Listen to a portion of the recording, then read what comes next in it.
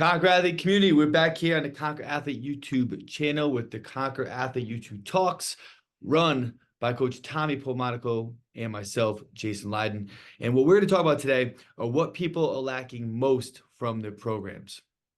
But before we dive into that, Tommy, tell the world, the people, the listeners, tell them how you're doing and give them one fun fact that they may not know about you.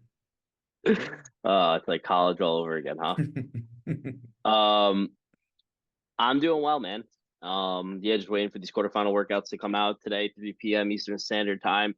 Got a good crew coming down to get after it. So just waiting for that.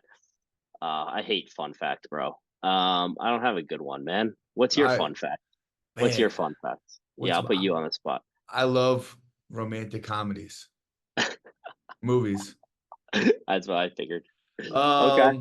I like that. Another fun fact. I'll keep going. Good fun fact. I find in my older age, Tommy, I cry a lot more. And I'm not saying there's nothing wrong with crying. I mean, like I watch a TV commercial that's talking about like kids, and I'll start getting teary in the eye. If I watch a movie where a son or daughter dies or has to bury a parent, like it hits me.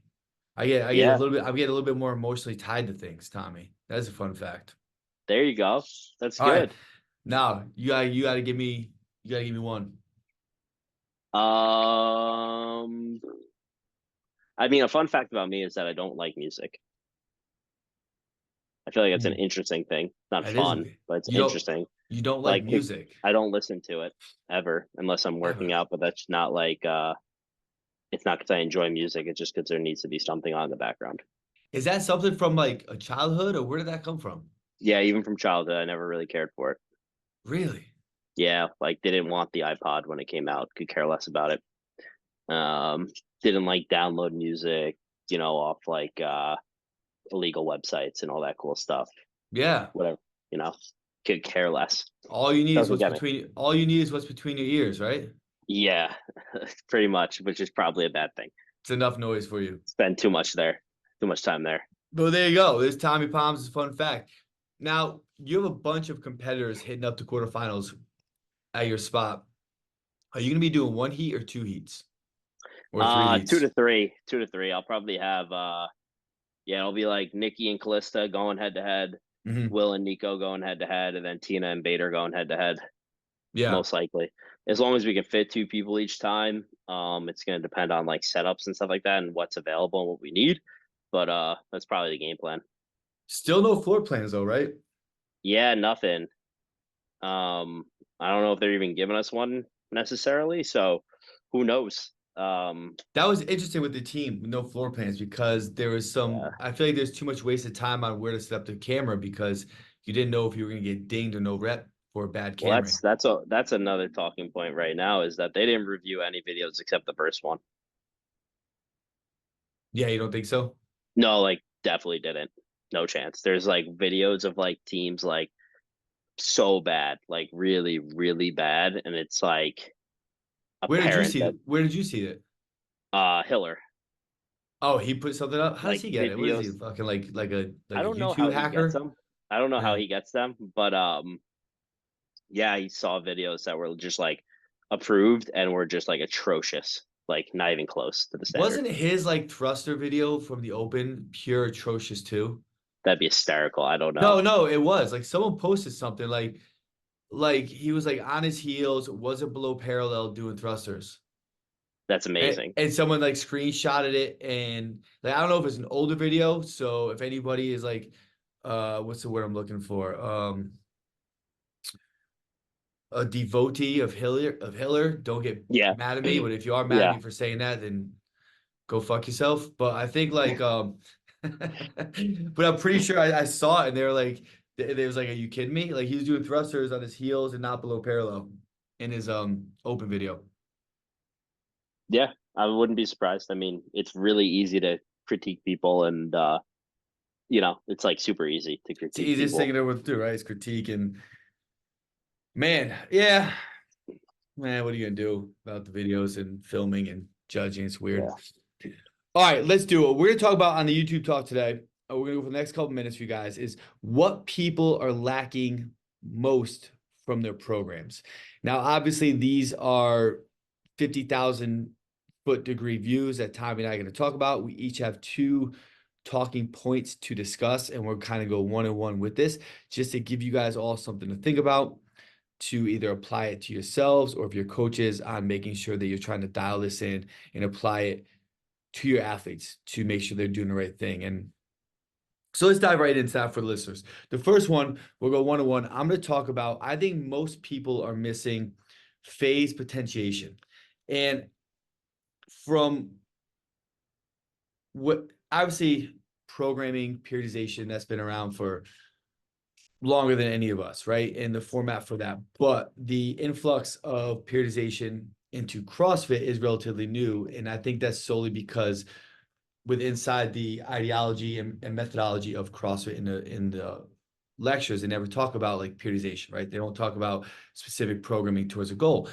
It's more randomized for life. And as you progress closer to the sport and the years have passed and the demands of the sport have grown, people realize that having a proper plan in place is the best way to go about it to be successful.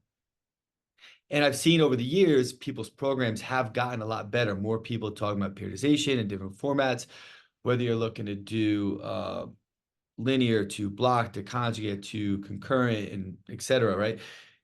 They can all be efficient and effective, and that's great. But I think where some people are still missing the boat is with inside these programs that they're putting forth, no matter what sort of periodization model they're looking to adhere to, the purpose of phases is sort of lost with inside the numbers and the prescriptions. Meaning, when you're doing periodization and you're putting a program together for somebody within inside the sport of CrossFit, or for anything, right?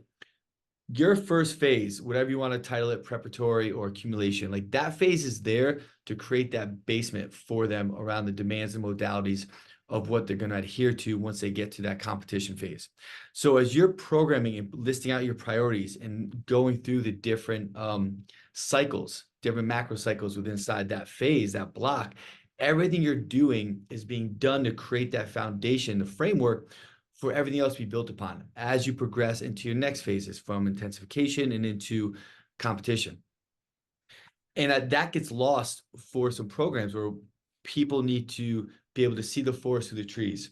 And when you're putting these programs together, understanding that what you're doing now is setting up for success. It's creating that framework and ground to stand upon for what you're going to have them doing in a few months. And then that is setting the groundwork and higher frame to stand upon for what they need to be doing inside the competition, right? So the essence of phase potentiation, of setting yourself up for success for what's to come, to have a better adaptation, development, progress with inside that area, gets lost in some programs. And how does it get lost? I think it simply gets lost by people who don't think about that. They're not able to see the forest through the trees, and they say, hey, we need to do this, and we're doing this. All right, we did this, now we're doing this. And yeah, for beginning athletes, that can be super successful, right? But you always have to think about, if I need to build, a 4-story house, what's the first thing I got to do? Well, you got to build the foundation. Okay. And then once you build that, what does that do? Well, that supports the ground floor. And then you put up the studs and you build the framework, and then you put in and that sets up the framework to put in the electrical and the ducting and the ducting. I'm not a carpenter, guys. Excuse my language and what words I'm saying, but you can paint the picture. And that's the essence of periodization when you write a program. So to me, that's one of the major things that are lost. And you see this because there are various modalities, from gymnastics to weightlifting to strength training to power training to conditioning, biking, running, rowing, and mixed modal work. And you need that framework to continually build them to drive adaptation closer to where they need to be to be successful. Yeah. Tommy, what do you got? No. Give me one. Yeah. I wanted to talk about a specific movement, which is running. And I think that running is very important. I think just like classic CrossFit definitely prioritizes running. I believe the most programmed workout of all time on .com is a 5K run. But I think that a lot of people have gotten away from running for a couple of reasons. I think affiliates, it's challenging, first off, based upon where you live, of course, right? When the winter, you can't do a lot of running. And it's also, you're trying to keep people in an organized fashion, like in a class setting, in a gym. So running can be challenging to do if you don't have like a place you can go run, right? If you're like in a big city or something like that.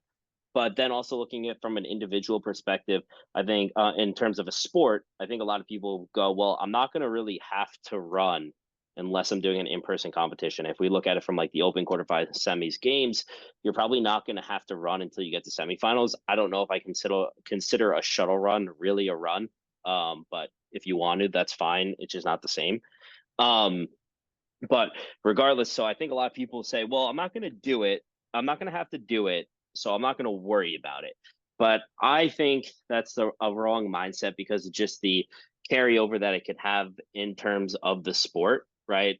Especially from like, an aerobic standpoint, just creating a base, moving your body for that long continuously. And what that does from an endurance background can be so important when you're doing a lot of full body movements in the sport of CrossFit, and you're thinking about energy system demands and what it really takes on the body to continually move in CrossFit workouts. So my recommendation to a lot of people would be, even though it's not going to be specific to the test that you might see in upcoming competitions, you could still utilize it as a way to get better in the sport of CrossFit, as long as you do it right. And similar to what you kind of just said, is having accumulation and intensification phases and making sure that it all fits well into your program and that you're not overdoing it potentially. But I really think there's a place for everyone to be running in the sport, especially during certain times of the year. And so that's really what I wanted to talk about. So if people don't run a lot, how many days a week do you think they should be running? I would start at 1 and I would start just running slow. I think a big problem with CrossFitters too, for whatever reason, they hear run and they just like get upset. Like, and it's like it's not that hard. You just maybe did it wrong your entire life. You're just thinking about like doing, what it is, I think actually, is that like you have a lot of emotional attachments to running if you played sports throughout your entire life. Like Mm, you always ran when you did bad. right. Like you guys sucked in last week's game. We're gonna run. Like you fucked up and missed that block in practice. Go run.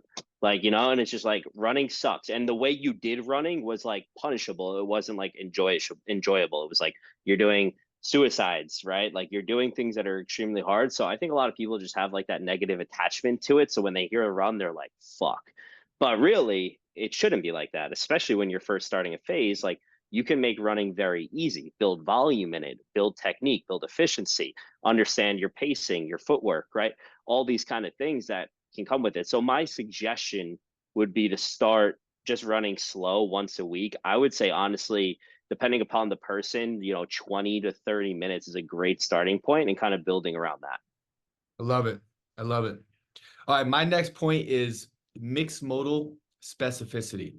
And what I mean by that is if you're training to compete and be better within inside the sport of CrossFit, I think for that matter, really anything, and you're using mixed modality work as a form of capacity building, muscular endurance building, cardiorespiratory building, however you're looking to focus on it, it needs to be specific, just like anything else, when you're trying to have a targeted approach towards a competition. So if you're saying, hey, I just want to build general physical preparedness, I want to be able to kind of do a bunch of different things, doing well, move well. If I have to do something, I want to be able to do it. All right, cool. And for that matter, yeah, throw some shit at the wall and adjust your zones and your intensities and your tasks and time priorities around it and have fun with it. But when you're going towards a specific event, your mixed modal work, you have to look at it as a way to, okay, what are my major fatigue limiters and what's the lowest hanging fruit for me to improve standings or effort to be more successful inside the sport? And then you have to program that within inside of a mixed modal setting across that training block, whether it's 6, 8, or 12 weeks, just like you would if you were saying, I need to improve my anaerobic threshold, my capacity there. You have to take that same mindset and put that towards mixed modal work. So if you're like, hey, I'm great at ring muscle ups, but for some reason, every single time I do ring muscle ups and the intensity gets high, I just can't hold on to them. I fall apart and I break down. Well, that's what you have to strategically program and progressively overload within inside of a mixed modal setting over the span of that training block to improve and become more resilient there to give yourself a better chance for success.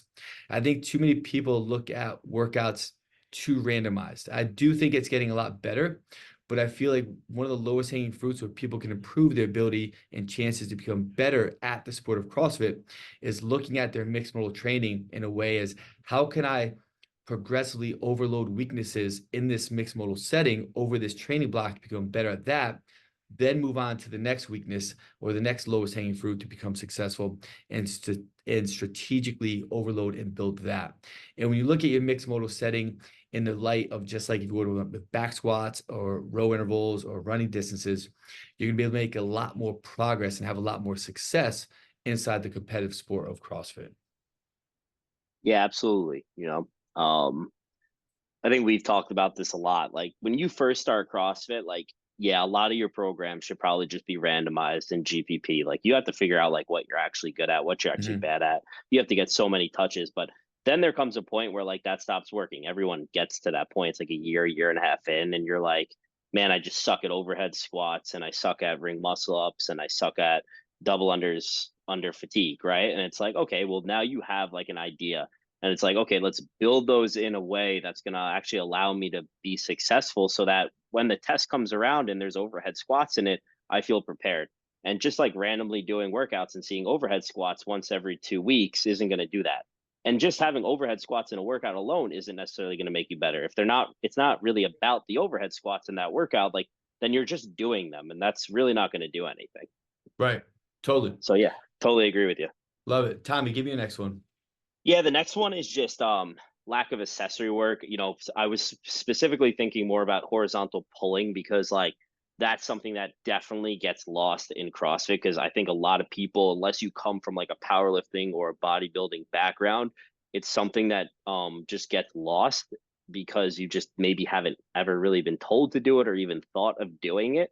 And maybe they're just kind of seen as like bodybuilding movements, but like chest supported rows, bent over rows, and things of that nature, like the importance of training, those specific muscles are really going to be helpful in just like keeping your shoulders safe, right? From like an external rotation standpoint, or just any kind of movement where you have to go into a very deep position, like a ring muscle up, like strengthening those parts of the shoulder are really, really helpful. And they also can carry over to some strength with your lats and things of that nature. And if you just don't get touches on them ever in CrossFit unless you specifically isolate them and do them. But I also think, there's plenty of accessory movements that we don't really do from like a core standpoint too. Like everyone just does toes to bar and GHD sit-ups, but the GHD is super versatile. Like there's a lot of core movements that you could specifically do on that thing outside of just a GHD sit-up that I think Mhm. gets lost, and then we do so many movements where we're in like these deep knee flexion positions, like, and we're just pounding ourselves with more squats and more squats and more squats, and we're never really taking the time to like really strengthen that position in an isolated fashion under good control. And now there's going to be times of the year where you should do that, and then there's going to be times of the year where there's probably not a lot of room for that, right? And Mhm. that's going back to your first talking point, of course, of like accumulation, intensification, and phase potentiation, and just how that all plays into a yearly program. But it's just things that you won't think of if honestly you don't think of what you kind of spoke about in your first talking point. I love it. So now, Tommy, with accessory work, how many days a week should people be putting that in? Is that something people should be adding in every single day, or is it like 1 day a week per group or 2 days a week? What do you like to do for your athletes? Yeah, so I think in the beginning of the year in the off season you can do a whole lot more of it, right? And then as you get closer to the season, like I personally am not going to put as much in there just Mhm. because the amount of time they're spending working out already. But I do think, especially in the beginning of the year, you look at the person, see where they need the most work to put it. Um, and, you know, I think twice a week horizontal pulling is really good. Like there's in the powerlifting world, and bodybuilding, I guess, but I would think more powerlifting. Like I know you've talked about this before. They like to do 2 times the amount of pulling as they do pushing, right? Mhm. And they talk about how great that could be for you to stay healthy, but also be really strong. I think that's really challenging to do in the sport of CrossFit with the amount of volume we do. But that is a way of thinking about how much pulling should really be in there, you know? I love it. Great points. All right, guys. So just to recap, we talked about phase potentiation. We talked about running more, having specificity with your mixed modal work, and targeted accessory work or more accessory work, specifically horizontal pulling. So we hope you guys found some great information from this quick YouTube talk. If you feel like you want to dive deeper into yourself as an athlete in your own program, hit us up at help@conquerathlete.com. If you're a competitor and you want to take your competition to the next level, make sure you hit us up and we can connect you with Coach Tommy. If you're a coach and you'll get more specific with your coaching, feel free to dive into our coaching mentorship track as well. All this information you can get from conquerathlete.com. Hope you guys enjoyed this YouTube talk. We'll see you guys next week.